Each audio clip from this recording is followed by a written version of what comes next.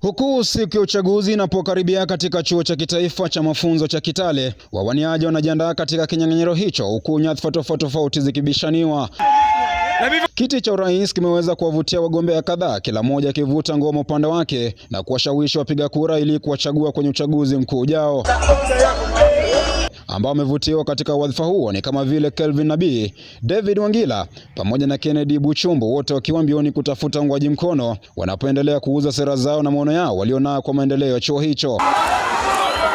Hayo ya kijiri, siasa zimepamba moto chuoni humo, wafuasi wa kila anayewania wadhifa wakiwa mbioni kuhakikisha kuwa wanashinda siku ya kupiga kura itakapowadia. Wakati huo vurugu ilishuhudiwa, polisi wa kukabiliana na ghasia wakiwepo kuwatawanya wanafunzi kwa kutumia vitoa machozi. Na kama ilivyo ada kwenye ushindani, lazima kuwepo na mshindi na mshindwa. Lakini je, nani atakaibuka kidedea kwenye wadhifa wa urais?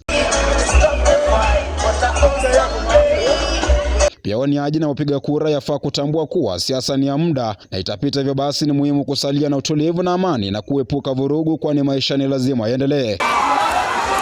Kumbuka, Pekuzi TV Kenya itakuwepo mbashara kuhakikisha kuwa itakuwa ikikuletea matukio na matokeo yote kutoka ndani ya chuo kikuu cha kitaifa cha mafunzo cha Kitale. Langu jina ni Inshemela Samuel Ngovelo.